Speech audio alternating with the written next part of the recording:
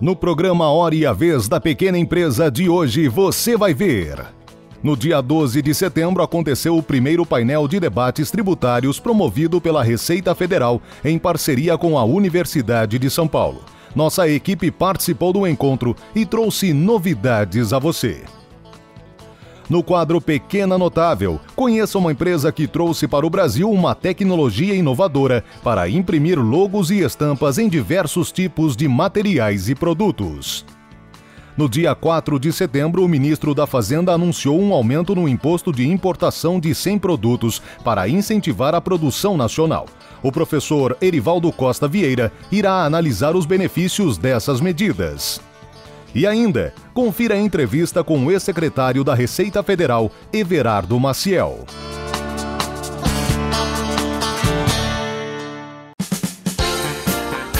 No dia 12 de setembro aconteceu o primeiro painel de debates tributários promovido pela Receita Federal em parceria com a Universidade de São Paulo. O principal objetivo dos debates foi estimular estudantes, administradores, empresários e demais profissionais da área a atuarem na busca de respostas e soluções para os processos tributários. A sociedade é que custeia todo o serviço público, seja na Receita Federal, na Procuradoria da Fazenda Nacional ou na Justiça Federal. E se a litigância é muito intensa, quem vai custear é toda a sociedade. Então a ideia é tentar reduzir a litigância para que a sociedade tenha um custo menor. Ora, isso é de extrema importância porque junta academia, Receita Federal com órgão público e entidades da sociedade civil, em especial o SINP, a FIPECAF, para dar conta de fazer um evento tão importante como esse. Ao tentar minimizar os atritos entre o fisco e o contribuinte, porque de um lado nós temos o governo, através do fisco, querendo arrecadar. Do outro lado, o contribuinte querendo pagar o mínimo possível. E nessa briga, quem acaba perdendo muitas vezes é a sociedade, porque muitos recursos são desperdiçados nesse processo. Então, a primeira grande vantagem, não para contribuintes, empresas ou mesmo profissionais da área, mas principalmente para a sociedade como um todo, que vai, com certeza, sair ganhando pela economia que nós pretendemos ter nos próximos anos, por diminuir a litigância nesse processo de conflito entre o fisco e o contribuinte. O evento foi patrocinado pelo SINP a fim de contribuir para o estímulo ao empreendedorismo e à transparência institucional.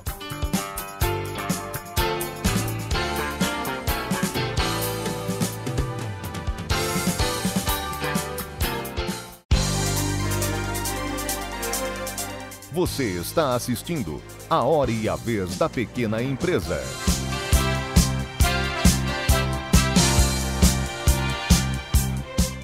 No dia 4 de setembro, o ministro da Fazenda, Guido Mantega, anunciou que o governo federal irá elevar o imposto de importação de 100 produtos. Com a medida, o governo quer proteger a indústria da concorrência dos importados. A previsão é que as alíquotas entrem em vigor em 26 de setembro. Bom, eu acredito que sejam 3 os motivos que fizeram o governo adotar essa medida de elevação de imposto para esses 100 produtos. A primeira delas, e a principal, acredito, é proteger e procurar recuperar a indústria nacional, que vem perdendo mercado para os bens importados. Segundo motivo é reverter os déficits na balança comercial desses mesmos produtos. Nos últimos 6 meses, praticamente, houve um déficit de 5 bilhões de dólares, comparando na lista desses bens que foram majorados em imposto de importação. E o terceiro motivo é potencializar o crescimento econômico, ou seja, aumentar mais o PIB.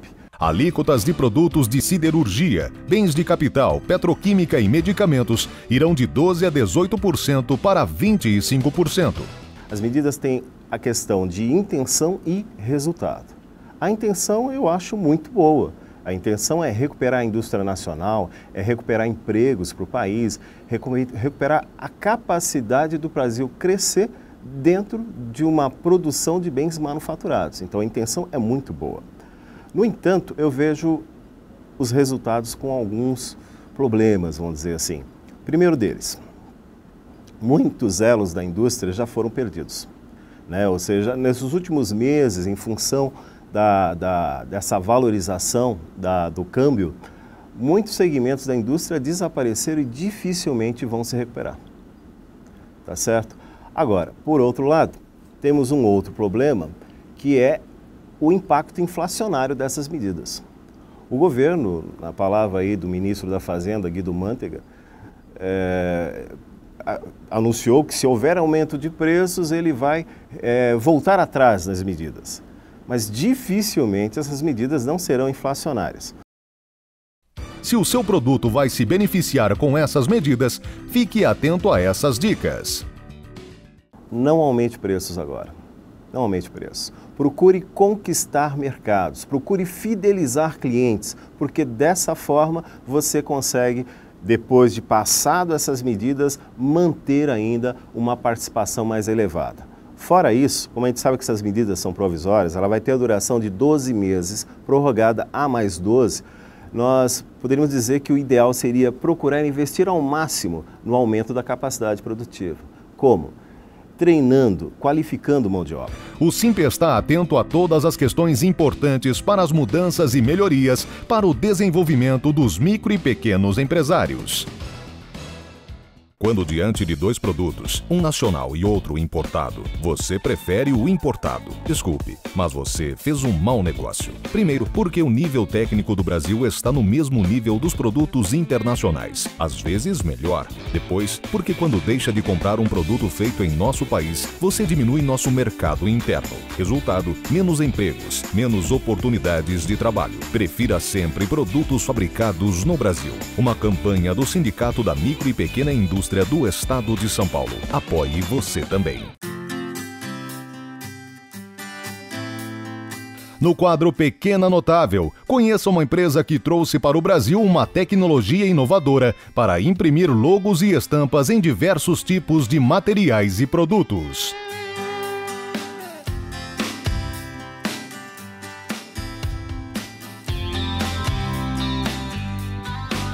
A empresa foi fundada em 1911. Com a vinda do meu avô para o Brasil, ele iniciou com a parte de importação de máquinas para a indústria gráfica. Depois meu pai, por muitos anos, tomou conta da empresa e hoje estamos trabalhando aqui eu, meu marido e minha filha, que é a quarta geração.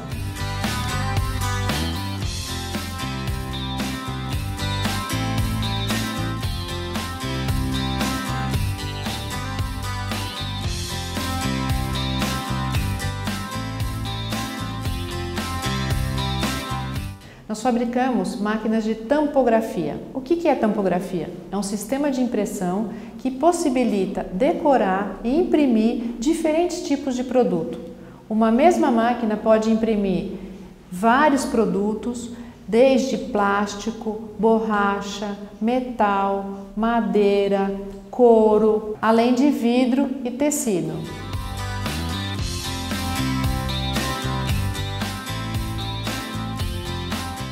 Um dos grandes diferenciais da empresa é o atendimento especializado às necessidades de cada cliente.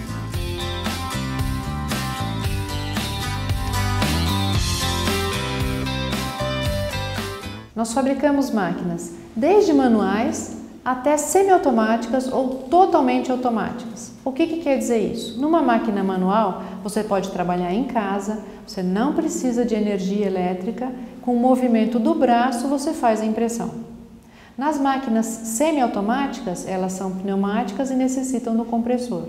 E nas máquinas totalmente automáticas, elas trabalham sem o operador. Nós somos uma empresa 100% nacional. Nós fabricamos as máquinas aqui, desde o início até o final. O que quer dizer isso? Nós temos a parte de concepção do equipamento, de projeto, usinagem, montagem, testes, inclusive treinamento dos nossos clientes.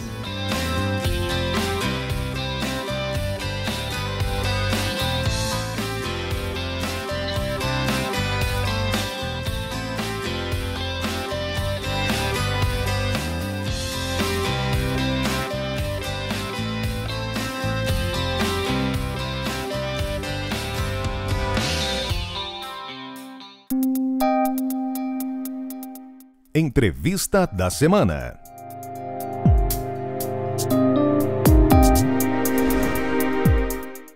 O nosso convidado de hoje é um homem que tem uma história muito ligada à micro e pequena empresa.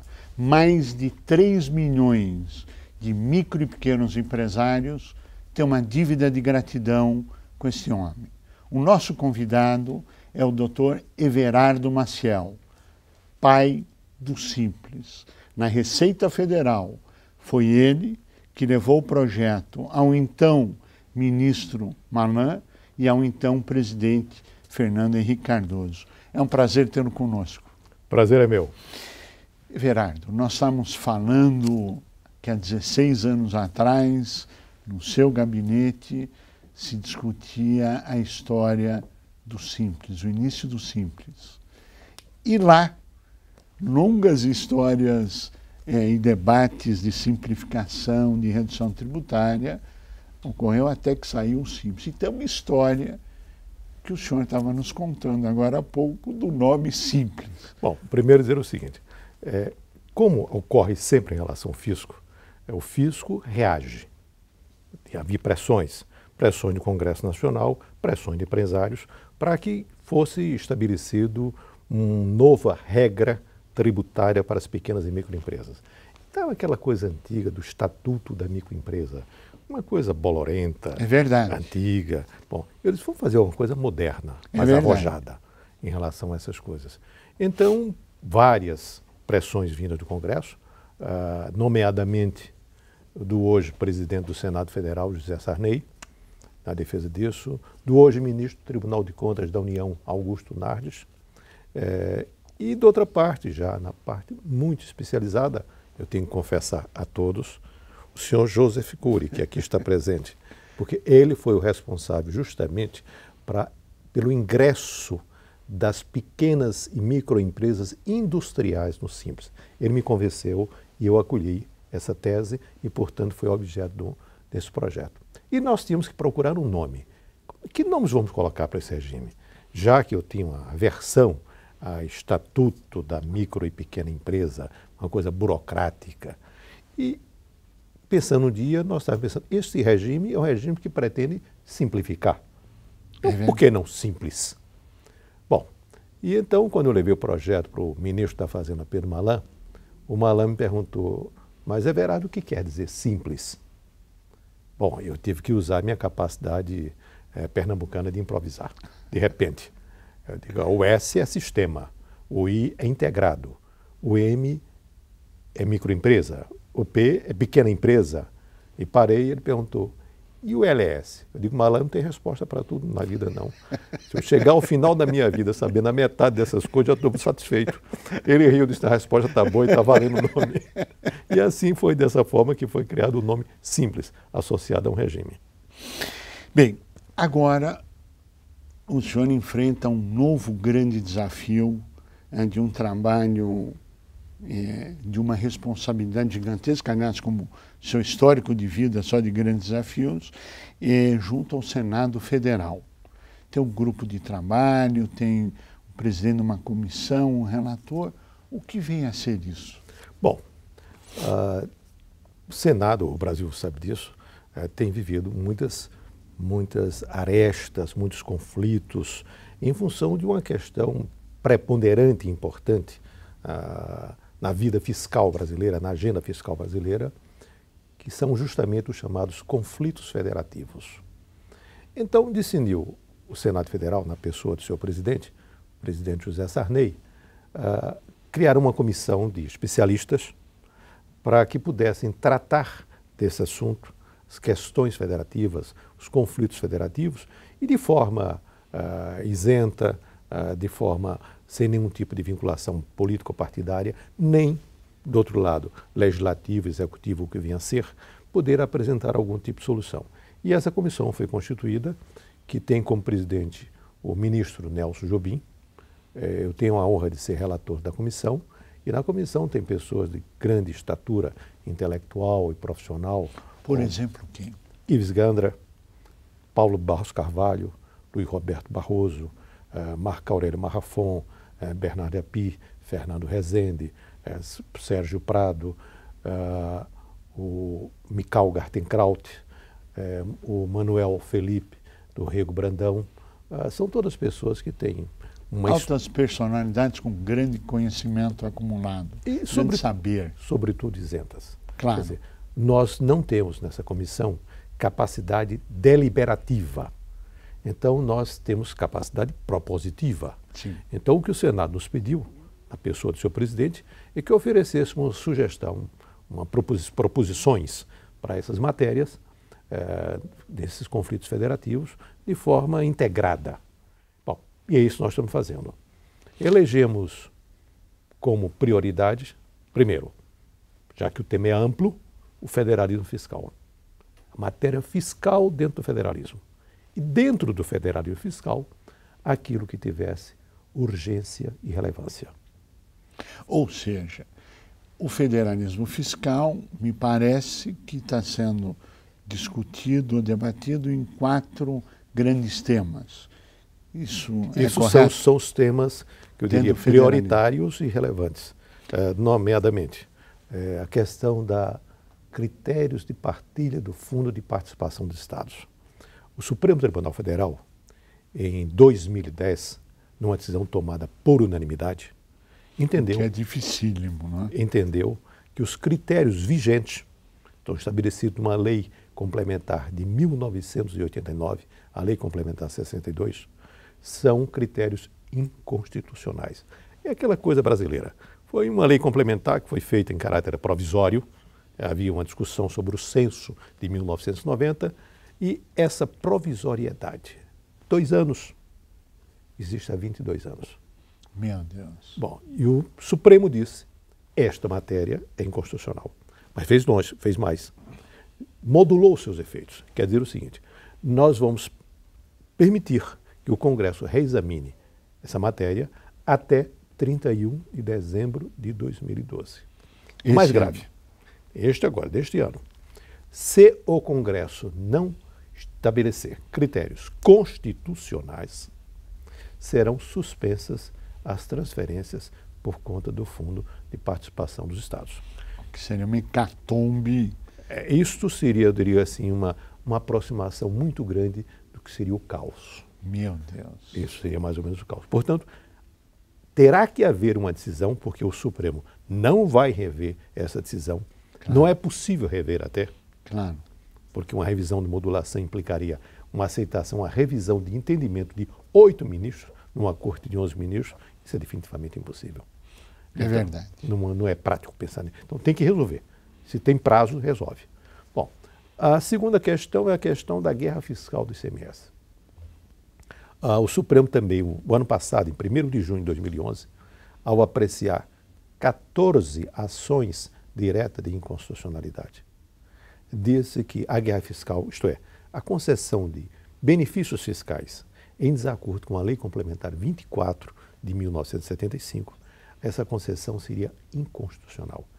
E apreciou 14 ADINs, uma situação que eu acho que é inédita, e considerou procedente as 14 ADINs e decidiu pela inconstitucionalidade da guerra fiscal, afetando 23 leis e decretos oriundos de 7 unidades da Federação, até com coisas curiosas. Um Estado, nomeadamente o Estado de São Paulo, ele foi autor, vitorioso em ações, e foi réu condenado em outra, pela mesma matéria. Puxa vida! O que mostra como isso está complicado. Como é complexa a matéria. Bom, em que sentido, qual a gravidade disso? Tramita no Supremo uma súmula vinculante. Hoje tramita. Hoje. Está tramitando. Já tem um curso dessas coisas. Súmula vinculante que certamente será aprovada, porque no Supremo as decisões foram tomadas por unanimidade, das 14 ações, com 4 relatores distintos, com a mesma fundamentação. Está decidido, ninguém muda. Não há dúvida. Então, mas ela está andando. E se a súmula vinculante prospera, consegue consumar-se, significa dizer que as decisões serão tomadas agora de forma monocrática. O ministro tomará uma decisão por reclamação. Puxa. Bom, isso significa também dizer, em relação ao passado, que terão que ser cobrados impostos que não foram cobrados em virtude de concessões tidas como ilegais. Isso ninguém sabe exatamente o montante disso, mas não seria fora de propósito dizer-se que seriam 30 bilhões de reais, com investimentos no Brasil inteiro. Quer dizer, isto é uma outra visão do caos. Claro. Nós temos aí um outro caos. E impagável, é impossível. Bom, isso é portanto, significa dizer, tem que resolver o assunto. Claro. Tem que encontrar uma solução. Já os royalties do petróleo, que nunca foi levado muito a sério, mas com o crescimento da produção brasileira de petróleo, passou a crescer, e com a perspectiva, muito duvidosa ainda, do pré-sal, abriu os olhos e a ambição de todas as entidades, os estados, municípios e Distrito Federal, que não são tidos, como chamam, eu não gosto da expressão, não, produtores. Na verdade, estado nenhum produz petróleo. Se extrai o petróleo em um estado, claro, e não produz, não é uma fábrica de petróleo. Bom, mas eu vou usar a expressão de uso comum. E dito isso, o critério para dividir é o do Fundo de Participação dos Estados, que por sua vez é inconstitucional. Então, ele está acompanhando o enterro do Fundo de Participação dos Estados. Então, temos um outro problema. Um quarto problema. Dívida dos estados e municípios com a União. Soluções feitas de forma casuística são muito perigosas. Quando, fazendo muito bem, a União renegociou, refinanciou, reestruturou a dívida dos estados e municípios, assumindo. Então, o que é que ela fez? Ela vai ao mercado financeiro, se financia e rola a dívida dos estados e municípios. E assim vai. Quando ela vai ao mercado financeiro, ela paga Selic. Sim. Bom, acontece que como a Selic estava alta, se decidiu à época que seria um outro critério que não Selic. IGPDI, um indexador, sim, mais 6 a 9%, que na época era pequeno, muito menor do que a Selic. Bom, agora inverteu-se. Inverteu-se e agora as pessoas reclamam. E quando reclamam, porque agora trocou de sinal. Claro. Trocou de sinal porque o modelo está errado. Claro. Então, isso tem que ser revisto. Tem que fazer como no imposto de renda. Imposto de renda, como se faz? Imposto em atraso, paga Selic. Devolução de imposto tem Selic. Claro. Então, está tudo absolutamente simétrico e equilibrado.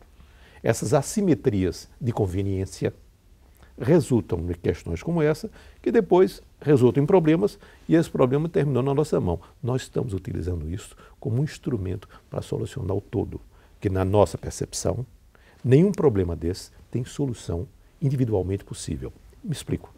Para cada solução dá um conjunto de perdedores e ganhadores. Como mostra a história, os ganhadores silenciam, os perdedores reclamam. Sempre. Sempre. Como os perdedores não serão os mesmos em cada uma dessas soluções, então é muito provável que todos reclamem, porque todos perderão. A solução é juntar. Agora nós vamos, porque chegamos ao final do nosso programa, ouvir as suas considerações finais e no nosso próximo programa, daqui uma semana, ouvir qual será o encaminhamento do grande problema colocado na comissão, que o senhor será o relator e que tem que ser resolvido esse ano. As suas considerações finais, por favor. Considerações finais, eu devia falar somente a questão do Simples. O Simples, quando foi implantado, me dizia um grande especialista, o economista e sociólogo José Pastore, quando falava sobre a contratação de mão de obra temporária, dizia: a contratação de mão de obra temporária não funciona, o Simples funciona. Sabe por que razão? Porque o Simples é simples. A contratação de mão de obra temporária não é simples. É verdade. Bom, portanto, só por essa razão. O que eu lamento um pouco é que hoje o Simples Nacional deixou de ser simples. Está muito complicado. É verdade. Eu estou espantado com o volume de decisões sobre isso. E foi pela primeira vez na minha vida, já não sou tão novo, que eu vi algo na lei, a Lei Complementar 123, que trata das pequenas e microempresas, tem um artigo delicioso. É um artigo que é um pedido de desculpas feito pelo autor. Ele diz assim: será disponibilizado, frase sem sujeito, que eu não quis dizer quem era, um sistema, não exatamente nos termos que eu estou dizendo, um sistema para simplificar a apuração do Simples. Isto é uma piada. Everardo Maciel, queremos agradecer muito a sua participação, com a certeza que estaremos juntos na semana que vem para explicar aos nossos telespectadores, os que nos acompanham toda semana, o grande desafio que foi colocado nesse programa, do qual o senhor é o relator no Senado Federal. Obrigado pela sua participação e a você que esteve conosco, o nosso mais profundo agradecimento, com a certeza que estaremos juntos na semana que vem. Até lá!